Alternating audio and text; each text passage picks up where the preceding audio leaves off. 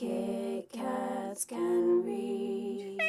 Hello everybody, welcome to another video, which is going to be a book haul again. My name's Katie, and yeah, I've accumulated some books. There are some like ARCs, some books I've purchased, and some books I got from a free shelf. So let's get started in order of which they came. So the first of which is Silver in the Mist by Emily Victoria. The lovely people at Hoppy 360 sent this to me. I honestly didn't think I was going to get anything, because I haven't the last couple of times that I have, like, you know, it's kind of like a first come first serve sort of situation. I always have been quite last. So yeah, I was really surprised that I got one of my choices, which is like really great. So it says on the back here, her country was attacked, her father was killed, her mother became the whisperer of Aris, the head of the spies. Dev joins the spy ranks herself and receives the dangerous new assignment of infiltrating the royal court of the neighbouring country, Serena, to steal the magic that they need. Dev then learns that not all that glitters is weak and not all stories are true. It's a fantasy novel for fans of Nina Varela and Lindsay Miller. It's a multifaceted asexual representation on to YA fantasy shelves. So, asexual rep, which is great. We all need that.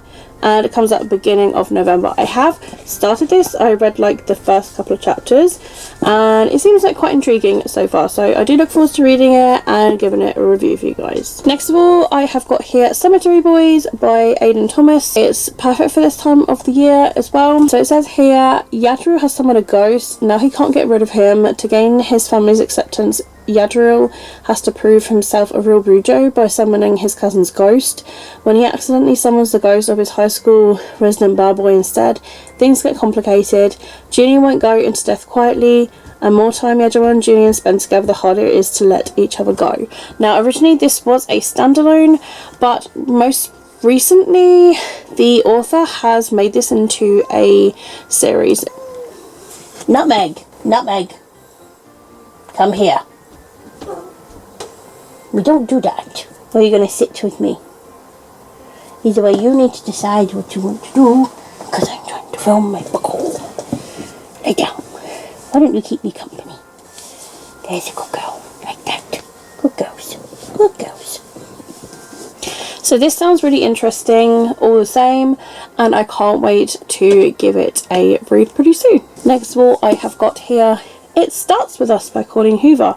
I couldn't get hold of the Waterstones exclusive edition. I was really annoyed because Waterstones have had all these issues with their warehouse and their website and their stores and stuff, and I was trying to order it and then it was just failing on me.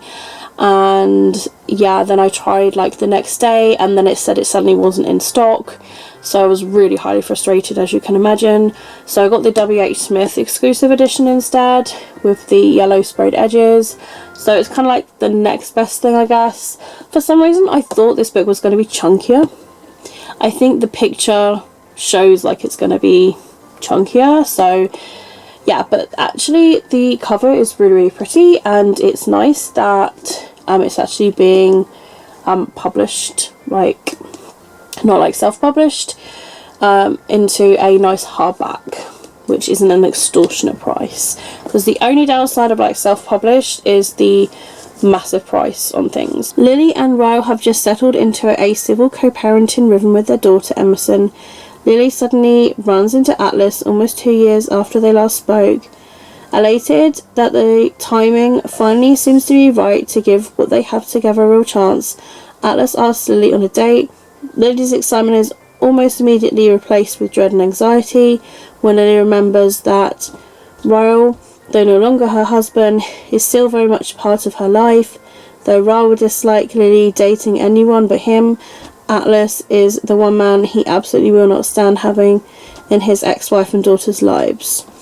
Told from the perspectives of Lily and Atlas, it will give readers a deeper look into Atlas's past as he and Lily reconnect and rekindle their love they shared as teenagers, while navigating a volatile ex-husband who believes that Atlas to be one of the reasons his marriage with Lily ended. And it picked up right where the epilogue left off, giving readers the exhilarating sequel to the best-selling phenomenon they have been begging for. It started with Alice. But yeah, it says it, I don't know how it's going to work out, but like, yeah, either way, it's definitely one that I will continue to read. And then I got some books from the free bookshelf yesterday, so I picked up Bubbles in Trouble by Sarah Strohmeyer. Never heard of this book before. For some reason I see Bubbles and I think of like the Powerpuff Girls. But it actually sounds like really, really cool. A colourful crime-fighting heroine for the 21st century, and that's just her hair. And that's all I really kind of like needed to know. It just sounded really, really interesting, and yeah, it sounds like it's going to be a fun read. I also picked up William Shakespeare's A Midsummer Night Dream. I haven't actually read this one, so it'd be really, really interesting to read this. I have read like spin-off stories of this, like reimagined stories of this, so it'd be really, really interesting.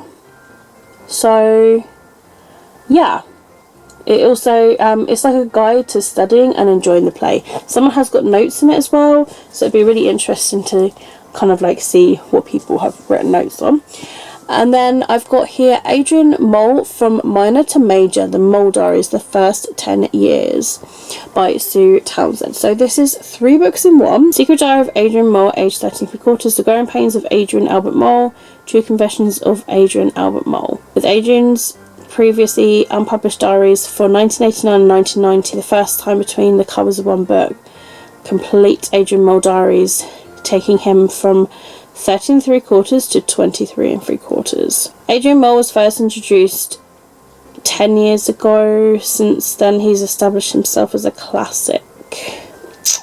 It's going to be more than 10 years ago now, I can tell you that. This book feels really old. What is this? Like, how old is this? Like, I really need to see how old this book is. I'm really curious because it's just so, like, orange tinged. So like, how old is this book exactly? 1991! I was a 1-year-old. I was a 1-year-old. That's how old this book is.